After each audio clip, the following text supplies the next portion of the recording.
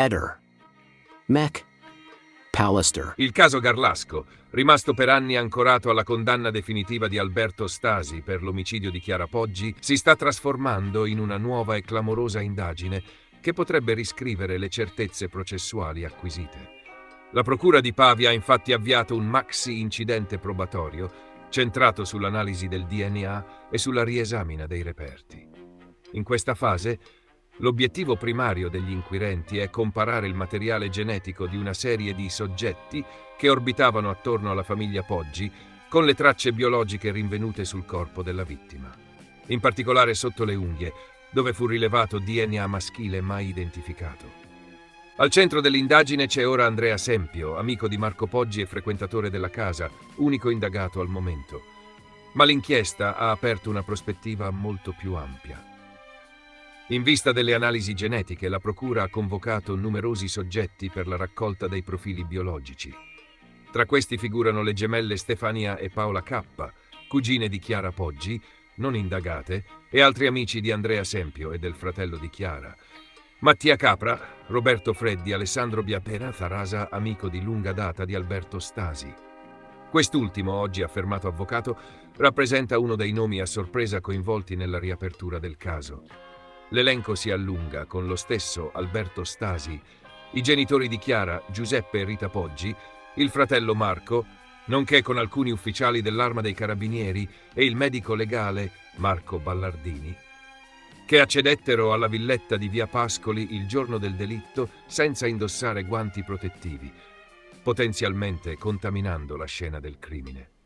La nuova indagine si estende anche a reperti mai analizzati in fase processuale, tra cui materiale raccolto nei rifiuti domestici che potrebbe contenere tracce latenti. Le tracce maschili sotto le unghie saranno confrontate con i profili biologici solo degli uomini, mentre le impronte e residui biologici su altri reperti secondari saranno confrontati anche con quelli delle sorelle K.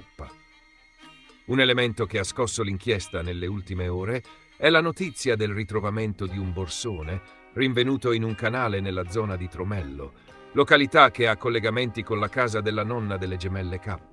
Il borsone, la cui origine e contenuto non sono ancora stati resi noti ufficialmente, è finito al centro delle attenzioni investigative dopo che un super testimone, intervistato dalle Iene e poi ascoltato formalmente dagli inquirenti, ha dichiarato di aver visto Stefania K gettare oggetti pesanti nel torrente proprio il 13 agosto 2007, giorno dell'omicidio.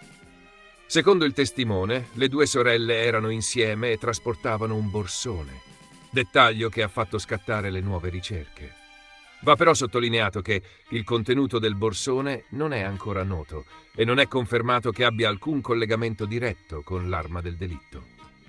In parallelo, in un'altra area, è stato trovato un martello, al momento considerato un ritrovamento separato e non collegato direttamente al borsone o alle sorelle K. Anche su questo oggetto saranno eseguiti esami per verificare eventuali tracce biologiche o compatibilità con le lesioni subite da Chiara Poggi.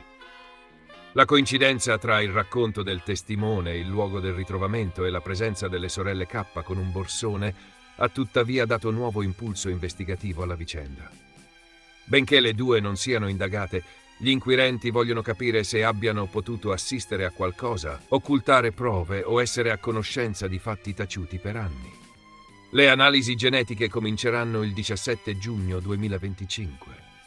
I periti avranno a disposizione 3 mesi di tempo per consegnare i risultati relativi ai campioni raccolti. In parallelo, verranno effettuate comparazioni con le tracce anonime repertate in passato e mai attribuite. Se uno dei nuovi profili dovesse combaciare con il DNA trovato sotto le unghie della vittima, l'intera architettura del processo contro Stasi potrebbe vacillare, aprendo le porte a una possibile revisione. Un altro elemento emerso di recente è un SMS inviato da Paola K a un conoscente subito dopo il delitto, in cui scriveva: «Abbiamo incastrato Alberto Stasi». Il messaggio è stato acquisito dalla Procura e inserito nei nuovi atti. Potrebbe suggerire una conoscenza anticipata dell'esito investigativo o un coinvolgimento più profondo nella vicenda, almeno sotto il profilo delle dinamiche relazionali e familiari. La direzione intrapresa dagli inquirenti è ormai chiara: riaprire completamente il quadro degli eventi rianalizzare ogni reperto con le tecnologie moderne, ascoltare nuovamente i testimoni chiave e verificare l'eventuale presenza di complicità, omissioni o errori nella prima fase investigativa. Dopo 18 anni, il caso Poggi potrebbe non solo riservare nuove verità, ma anche rivelare protagonisti insospettabili, rimasti nell'ombra troppo a lungo. Il trasferimento di Giacomo Molinari, un provvedimento disciplinare legato alla violazione del regolamento aziendale. Secondo quanto ricostruito da Il Piccolo, l'azienda sanitaria universitaria Giuliano Isontina, Asughi, ha disposto il trasferimento di Giacomo Molinari, tecnico di sala autoptica, a seguito della pubblicazione sui social network di contenuti considerati non conformi al regolamento interno. L'azienda sanitaria, che vieta espressamente la condivisione online di materiali, immagini o commenti relativi all'ambiente lavorativo, ha ritenuto che l'operato del tecnico abbia oltrepassato tale limite, inducendo un provvedimento formale di spostamento ad altro incarico. La decisione è arrivata dopo che Molinari aveva reso pubblici, tramite un profilo social utilizzato con lo pseudonimo Sector Jack, alcuni contenuti riconducibili direttamente alla sua attività professionale in ambito autoptico. I materiali postati, per quanto non esplicitamente riconducibili alla vicenda di Liliana Resinovic, sono stati comunque ritenuti inopportuni e in violazione delle linee guida aziendali in materia di comunicazione e riservatezza.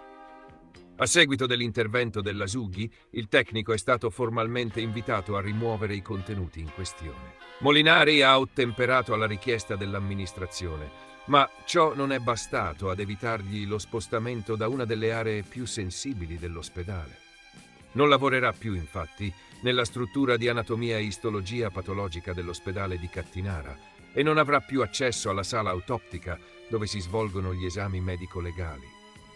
Al momento si ipotizza un suo possibile ricollocamento nell'archivio delle cartelle cliniche di via Travnik, dove vengono custodite le copie dei referti e la documentazione sanitaria storica dei pazienti. Il caso ha suscitato particolare attenzione anche in relazione alla figura pubblica assunta da Molinari, che con il nome Sector Jack aveva accumulato una certa notorietà online. Le sue esternazioni, ritenute da molti fuori luogo, sono state aspramente criticate dal fratello di Liliana Resinovic, Sergio, il quale ha dichiarato con fermezza che l'obitorio non è un palcoscenico. Il riferimento evidente è al rischio di spettacolarizzazione di un contesto che dovrebbe invece essere dominato da sobrietà, rispetto e rigore scientifico, soprattutto alla luce della complessità e della delicatezza dell'inchiesta sulla morte di sua sorella. La confessione di Molinari e la frattura alla vertebra, un nuovo colpo di scena nel caso Resinovic. Oltre alla questione disciplinare interna, Giacomo Molinari è tornato al centro dell'attenzione anche per una sorprendente dichiarazione rilasciata agli inquirenti. Il tecnico che aveva preso parte all'autopsia di Liliana Resinovic, svolta l'11 gennaio 2022 nell'obitorio di via Costalunga, si è presentato spontaneamente alle autorità per riferire un elemento finora non considerato in modo diretto nelle perizie ufficiali: la possibilità che la frattura di una vertebra toracica rilevata sul corpo della donna possa essere stata causata accidentalmente da lui stesso, nel corso delle manovre effettuate durante l'autopsia. Potrei essere stato io a causare la frattura, ha ammesso Molinari, offrendo così una versione alternativa ai risultati della superperizia dell'anatomopatologa Cristina Cattaneo, secondo cui la lesione alla vertebra cervicale e non toracica, come inizialmente riferito dal tecnico, rappresenterebbe un elemento indicativo di omicidio. La dottoressa Cattaneo aveva infatti parlato di un meccanismo di afferramento e contorsione che, unitamente ad altri segni, la portava ad escludere l'ipotesi di morte naturale o suicidio. La frattura è diventata uno dei punti nevralgici del conflitto tra le parti. Il medico legale Raffaele Barisani, consulente della difesa di Sebastiano Visintin, marito di Liliana e unico indagato, ha ipotizzato che tale lesione potesse essere compatibile con manovre effettuate dopo il ritrovamento del corpo, forse durante il suo recupero o la successiva autopsia. Di parere diametralmente opposto il professor Vittorio Fineschi, consulente del fratello della vittima, secondo cui la frattura è più coerente con una dinamica violenta, compatibile con strangolamento o compressione del collo. La versione fornita da Molinari, che si discosta da entrambe le ricostruzioni, riapre il dibattito sulla genesi della frattura, incidente autoptico o indizio di violenza.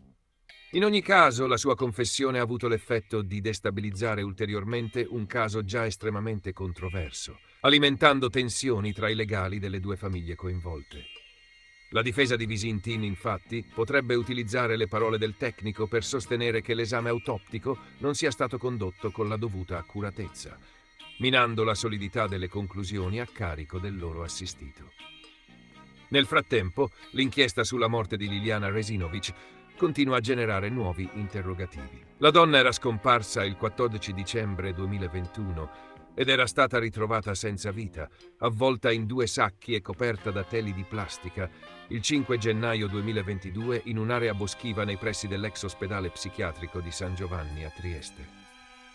L'ipotesi di omicidio, esclusa in un primo momento, ha preso sempre più corpo con il passare dei mesi, soprattutto grazie alla perizia della professoressa Cattaneo, che ha evidenziato numerosi elementi anomali incompatibili con un gesto autolesionistico. Il provvedimento disciplinare nei confronti di Molinari, benché formalmente legato alla violazione del codice aziendale, separato dal contesto di alta pressione mediatica e investigativa in cui il tecnico si è trovato coinvolto. La sua figura, da operatore tecnico sanitario, è finita suo malgrado sotto i riflettori per motivi che travalicano il suo ruolo. Un'ulteriore dimostrazione di quanto questo caso continui a sollevare implicazioni complesse, non solo dal punto di vista giudiziario, ma anche umano, deontologico e istituzionale. Caso Mara Favro, attesa per i risultati dell'autopsia, proroga di 30 giorni richiesta dal medico legale. Intanto si indaga su omicidio colposo e occultamento di cadavere. I risultati dell'autopsia sui resti di Mara Favro, la donna di 51 anni scomparsa misteriosamente da Chiomonte nella notte tra il 7 e l'8 marzo 2024 e ritrovata senza vita mesi dopo in fondo a un dirupo, potrebbero arrivare tra circa un mese.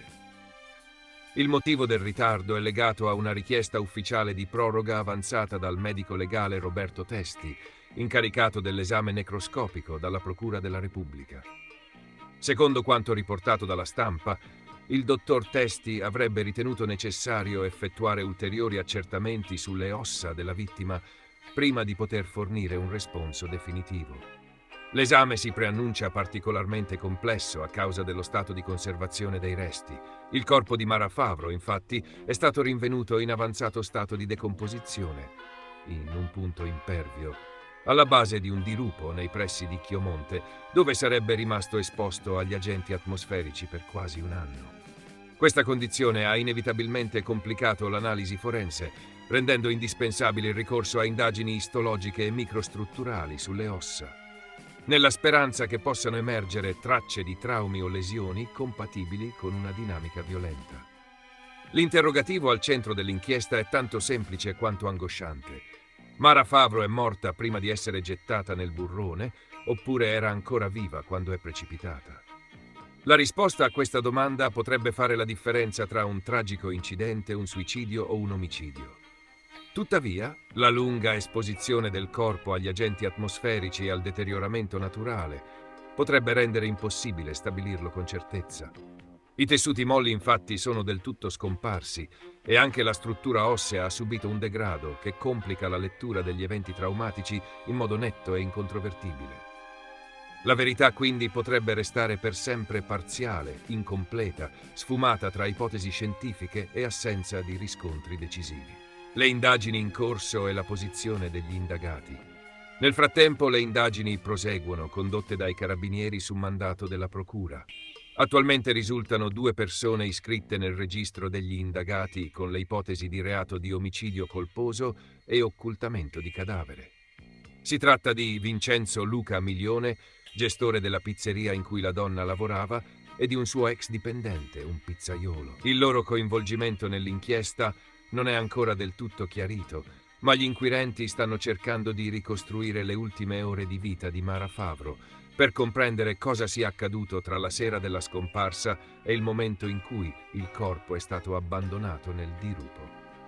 Negli ultimi giorni è emerso un nuovo sviluppo legato proprio a Milione. Il 12 maggio scorso è stato arrestato per motivi estranei all'inchiesta sulla morte di Mara Favro, ma comunque rilevanti per delineare il suo profilo. L'uomo, infatti, era già sottoposto a un regime di sorveglianza speciale a causa di precedenti penali. Tuttavia, secondo quanto accertato dai militari, avrebbe violato le prescrizioni imposte dal tribunale spostandosi arbitrariamente in un'altra località. Nello specifico, Milione si trovava a Gravere, dove, come ha dichiarato davanti al giudice, si sarebbe recato per visionare un terreno di proprietà del padre, con l'intenzione di collocarvi un pullman. Nonostante la spiegazione fornita, il giudice del Tribunale di Torino ha evidenziato come Milione avesse già violato in passato le misure restrittive in più occasioni negli ultimi 3 anni. Per questo motivo è stato disposto per lui il regime degli arresti domiciliari. Durante l'operazione è stata anche sequestrata la sua automobile, una Lancia Ibno, risultata priva di copertura assicurativa. La voce dei familiari: aspettiamo risposte, vogliamo giustizia. Il nuovo arresto del datore di lavoro di Mara Favro è stato accolto con cauto sollievo dalla famiglia della vittima, anche se la misura non è direttamente collegata alla morte della donna. In particolare, Massimiliano Favro, ex compagno della 51enne, ha espresso un sentimento misto di speranza e frustrazione. Questo arresto, dato il quadro, potrebbe essere considerato positivo, ha affermato, per poi aggiungere con decisione: noi vogliamo e ci aspettiamo una giustizia di altra natura. Vogliamo risposte sull'omicidio. Un desiderio chiaro e profondo, condiviso da chiunque abbia seguito questa vicenda sin dai primi giorni della scomparsa, costellata da attese, silenzi e inquietanti vuoti investigativi. Un mistero ancora irrisolto. La scomparsa e la morte di Mara Favro restano a oggi avvolte dal mistero. Dopo mesi di ricerche infruttuose, il ritrovamento dei suoi resti ha riacceso l'attenzione sul caso, ma ha anche sollevato nuovi interrogativi. Perché una donna di 51 anni, senza particolari fragilità note, avrebbe dovuto allontanarsi da sola e finire in fondo a un dirupo? Se invece qualcuno l'ha spinta o abbandonata lì, chi è stato e perché? La risposta a questi dubbi potrebbe forse emergere dai nuovi esami richiesti dal medico legale. Ma il rischio che la verità rimanga irraggiungibile è reale, e questo alimenta l'angoscia dei familiari e la determinazione degli investigatori. Nel frattempo, l'attesa per il responso autoptico si fa sempre più carica di significato. Potrebbe non soltanto chiarire le cause della morte, ma indicare se ci sia stata mano umana nella fine di Mara, aprendo finalmente un varco verso la giustizia che chi le voleva bene aspetta da troppo tempo. Omicidio a Fregene, fermata Giada Crescenzi, compagna del figlio di Stefania Camboni. Nella notte tra il 14 e il 15 maggio 2025, Stefania Camboni, 58 anni, è stata trovata morta nella sua villetta a Fregene, località balneare a nord di Roma. La donna è stata uccisa con almeno 15 coltellate, principalmente al torace e alla gola. Il figlio, rientrando dal turno di notte, ha scoperto il corpo della madre coperto da cuscini e lenzuola. Le indagini hanno portato al fermo di Giada Crescenzi, 30 anni, compagna del figlio della vittima, con l'accusa di omicidio volontario aggravato dalla minorata difesa e dall'abuso di relazioni domestiche. Crescenzi, che da circa un mese conviveva con la suocera nella stessa abitazione, è stata interrogata dai carabinieri e dalla procura di Civitavecchia. Durante l'interrogatorio ha fornito versioni contraddittorie e ha negato ogni coinvolgimento. Elementi chiave dell'accusa includono ricerche compromettenti effettuate da Crescenzi su internet, come togliere il sangue dal materasso e come avvelenare una persona, effettuate poche ore prima del ritrovamento del corpo. Inoltre, l'auto della vittima è stata trovata a poca distanza dalla villetta, adagiata contro una grata divelta, con il portafoglio all'interno, suggerendo un tentativo di simulare una rapina. La procura di Civitavecchia, guidata dal procuratore capo Alberto Liguori, sta approfondendo il movente dell'omicidio, che potrebbe essere legato a dissapori familiari o questioni economiche. L'autopsia sul corpo di Stefania Camboni è prevista per domani e potrebbe fornire ulteriori dettagli sulla dinamica del delitto. I familiari della vittima, assistiti dall'avvocato Massimiliano Gabrielli, hanno dichiarato: si tratta di un omicidio brutale, avvenuto nel sonno e con premeditazione. Escludiamo l'ipotesi di furto in casa. Attendiamo i riscontri degli ulteriori esami e dell'autopsia per delle conferme alla ipotesi del PM. Giada Crescenzi è attualmente detenuta nel carcere di Civitavecchia in attesa dell'interrogatorio di garanzia. Le indagini proseguono per fare piena luce sull'accaduto e per accertare eventuali responsabilità. Ehi, non dimenticare di iscriverti a questo canale.